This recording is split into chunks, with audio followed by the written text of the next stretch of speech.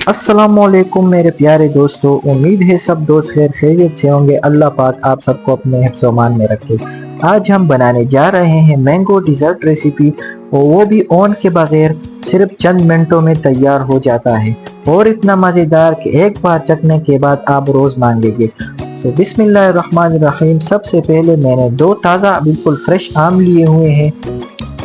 सबसे पहले हम एक चाकू की मदद से इनका छिलका एहतियात से उतार लेंगे और आम को छोटे छोटे टुकड़ों में काट लेंगे ताकि इन्हें आसानी से ब्लेंड किया जा सके।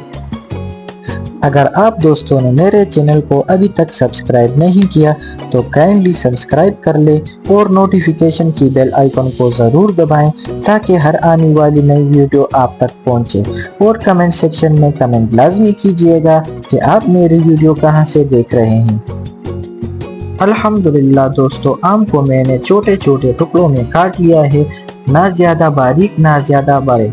अब हम इनको ब्लेंड कर लेंगे और तकरीबन 3 मिनट के लिए दरमियानी स्पीड पर चलाएंगे ताकि आम अच्छे से मैश हो जाए।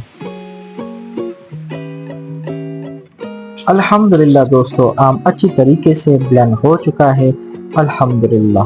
अब हम एक हिस्सा इससे अलग कर लेंगे, ये हम बाद में लेयरिंग या फाइनल गार्निश के लिए इस्तेमाल करेंगे। और इसमें मैंने शामिल किया तकरीबन 1 कप दूध और अच्छी तरीके से मिक्स कर लेंगे।